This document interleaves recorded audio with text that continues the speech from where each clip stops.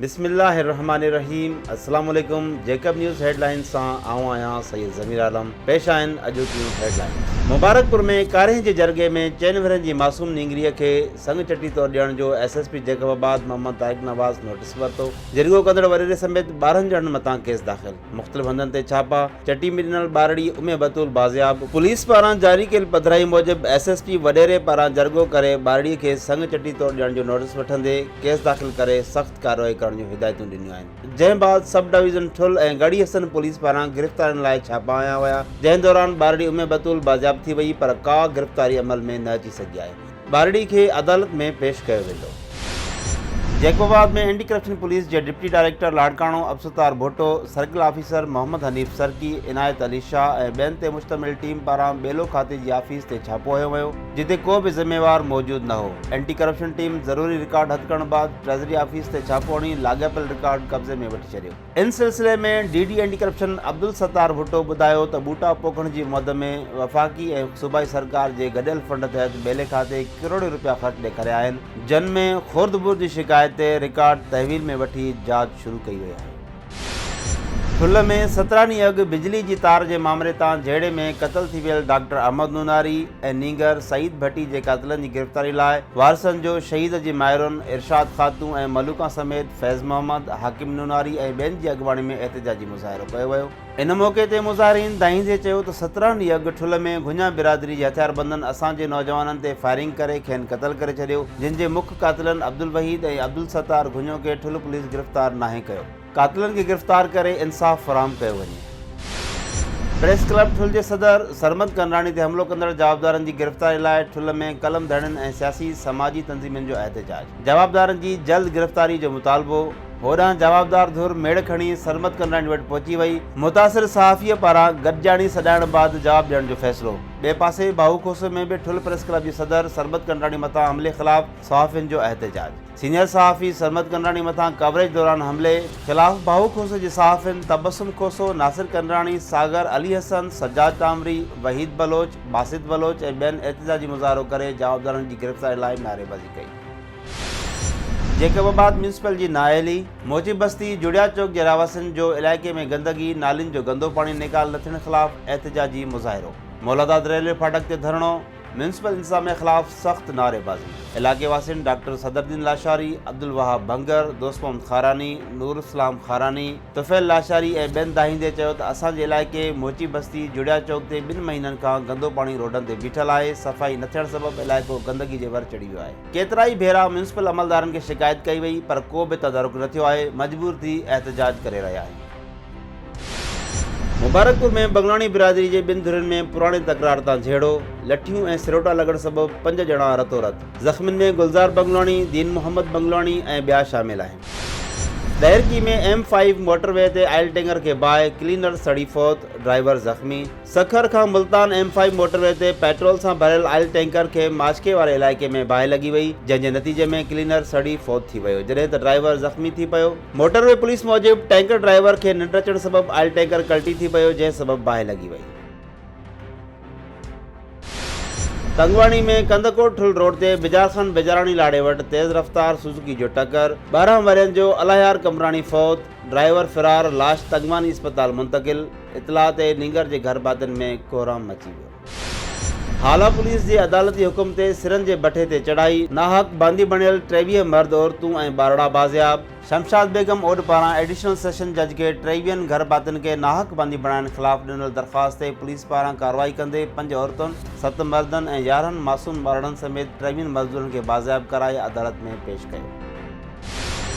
गुडू वासी मज़हर इक़बाल मज़ारी जो मासूम भाउ अज़हर इक़बाल मज़ारी सां अबाणी मिल्कियत ते कब्ज़ो कंदड़ चाचे रामन मज़ारी ऐं सोटनि शेरबाज़, निसार ऐं ख़ादिम मज़ारी ख़िलाफ़ एहतिजाज। नौजवान जो चवणु हो त मरहूम वालिद पारां हिसे में आयल ज़मीन ते चाचे ऐं संदनि पुटनि कब्ज़ो करे छॾियो आहे। हक़ घुरण ते धमकाए रहिया आहिनि ऐं ज़मीन ते वञण बि नथा ॾियनि। कब्ज़ो ख़ाली कराए तहफ़ुज़ फ़राहम कयो वञे। सखर में आदमशाह इलाइक़े वासियुनि जो गंदगी ख़िलाफ़ एहतिजाज, नारेबाज़ी। इलाइक़े वासियुनि अब्दुल हमीद महर, अतीक समेजो, मौलाना मंज़ूर अहमद ऐं ॿियनि जो चवणु हो त म्यूनिसिपल इंतज़ामिया जी नाअहली सबबि हर हंधि कचिरो ऐं गंदगी पखिड़िजी वई आहे, जंहिं सबबि मुख़्तलिफ़ बीमारियूं कर खणनि थियूं। मुतालबो करियूं था त इलाइक़े जी फ़ौरी सफ़ाई कराई वञे। नवाबशाह में retired Sindh government employees association पारां रिटायर्ड मुलाज़िमनि खे ग्रुप इंश्योरेंस जी रक़म न मिलण ख़िलाफ़ मोहम्मद उमर ख़ासकेली, एजाज़ डायरी, मुराद ख़ासकेली ऐं ॿियनि जी अॻुवाणी में एहतिजाजी रैली कढी वई। अॻुवाणनि चयो त ग्रुप इंश्योरेंस जो बिल पास थियण बावजूदि रिटायर्ड मुलाज़िमनि खे ग्रुप इंश्योरेंस न पई ॾिनी वञे। हुननि घुर कई त बिल ते फौरी तौर ते अमल कराए ग्रुप इंश्योरेंस जी रक़म ॾिनी वञे। पब्लिक हेल्थ घोटकी डिवीज़न के ऑफिसर अब्दुरूफ कोलाची मथा ऑफिस में कातलानो हमलो कंदड़ जवाबदार सिराज कोलाची की गिरफ्तारी लाए पब्लिक हेल्थ के मुलाजिमन जो SSP ऑफिस अॻियां एहतजाज, जवाबदार सिराज कोलाची के गिरफ्तार करण जो मुतालबो। हाला में director primary school Hyderabad Muhammad Safar Kachhar पारां शहर के मुख़्तलिफ़ स्कूलन जा दौरा, कोरोना SOPs जो जायज़ो वठण सां गॾोगॾु उस्तादनि जी हाज़ुरी के चकासियो ऐं गैर हाज़ुर रहंदड़ 5 फीमेल टीचर्स के डायरेक्टर ऑफिस हैदराबाद रिलीव करे छॾियो। डेरा लायार में JUI जे सूबाई अॻुवान मीर निज़ामुद्दीन लेडी मीडिया सां ॻाल्हाईंदे चयो आहे त मौजूदा हुकूमत जूं कूड़ियूं दावाऊं दम तोड़े चुकियूं आहिनि। 1 करोड़ नौकरी ॾींदड़ हुकूमत रोज़गार ॾियण बजाए बेरोज़गार करे रही आहे। वफ़ाक़ पारां बलोचिस्तान सां माटेली माह वारो सलूक जारी आहे। NOC बावजूदि 50 खां वधीक कणक जो ॿिज खणी ईंदड़ गाॾियुनि खे सिंध बॉर्डर ते रोके इहो पैगाम ॾिनो पियो वञे त बलोचिस्तान लाइ कानून धार आहे। कंदकोट ऐं ठट्टो में फालिज जे आलमी ॾिण जे सिलसिले में रैलियूं कढियूं वयूं। कंदकोट में पेमा ऐं अलख़िदमत पारां डॉक्टर वकार अहमद ख्वाजा, डॉक्टर हुज़ूर बख्श सुमरो जी अॻुवाणी में DC ऑफिस खां प्रेस क्लब ताईं जागरता रैली कढी वई। मुल्क जो सभ खां वॾो मसइलो सिहत आहे। पाकिस्तान में फालिज जी बीमारी में तेज़ी पई अचे, एहतियात ई सभ खां बहितरीन इलाज आहे। पेमा अॻुवाणनि जी प्रेस कॉन्फ्रेंस। ठट्टो में अलख़िदमत फाउंडेशन पारां सिविल अस्पताल मकली खां जागरता rally civil surgeon doctor Sikandar Ali Shah, Amir Khani ऐं अलख़िदमत फाउंडेशन जे सदर मोहम्मद रियाज़ जीलानी जी अॻुवाणी में रैली कढी वई। डॉक्टर रैली खे ख़िताब कंदे चयो त फालिज पाकिस्तान में तेज़ी सां वधी रहियो आहे, जंहिंखे रोकण लाइ एहतियाती तदबीरनि खां कमु वठणु घुरिजे। ऐं फ्रांस में रसूलुल्लाह सल्लल्लाहु अलैहि वसल्लम जन जे शान में गुस्ताखी करण ख़िलाफ़ मुख़्तलिफ़ शहरनि में एहतिजाज, फ्रांसीसी शहरनि जो बाइकाट, फ्रांस जे सदर मथां छिती लानतान, जॾहिं त केतिरनि ई शहरनि में महफ़िल मिलाद पिणु मुनक़िद कयूं वयूं। कंदकोट में फार्मल यूनियन पारां रसूल अकरम सल्लल्लाहु अलैहि वसल्लम जन जे शान में गुस्ताखी कंदड़ फ्रांसी सदर ख़िलाफ़ एहसान अली मलिक जी अॻुवाणी में एहतिजाजी रैली कढी वई ऐं फ्रांस जे झंडे खे बाहि ॾेई साड़ियो वियो। डेहरकी जे दुकानदारनि पारां नबी करीम सल्लल्लाहु अलैहि वसल्लम जे शान में गुस्ताखी करण तां फ्रांसीसी शहरनि जो बाइकाट कयो वियो। दुकानदारनि मलिक बशीर, मोहम्मद अली सुमरो ऐं ॿियनि चयो त फ्रांसीसी सदर असांजे प्यारे नबी करीम सल्लल्लाहु अलैहि वसल्लम जे शान में गुस्ताखी कई आहे। उन करे असां तमामु दुकानदार फ्रांसीसी ब्रांडनि जो बाइकाट करे पंहिंजे दुकाननि मां फ्रांसीसी शयूं ख़तमु करे छॾियूं आहिनि। पीर मोहम्मद ख़ालिद सुल्तान प्रेस क्लब सकर में प्रेस कॉन्फ्रेंस कंदे चयो आहे त फ्रांस पारां हज़रत मोहम्मद सल्लल्लाहु अलैहि वसल्लम जे शान में गुस्ताखाना ख़ाका शायद करण जी सख़्त लफ़्ज़नि में मज़म्मत कयूं था। हिकु तरफ़ रबीउल अव्वल जे मौक़े ते मुस्लमान आका जी आमद जे सिलसिले में ख़ुशियूं मल्हाइनि पिया त ॿिए तरफ़ अहिड़े क़िस्म जी गुस्ताखी करे तवजो हटाइण जी साज़िश थी रही आहे। पाकिस्तानी हुकूमत खे घुरिजे त फौरी फ्रांस जे सफ़ीर खे मुल्क बदर करे सफ़ारती लाॻापा ख़तमु कया वञनि।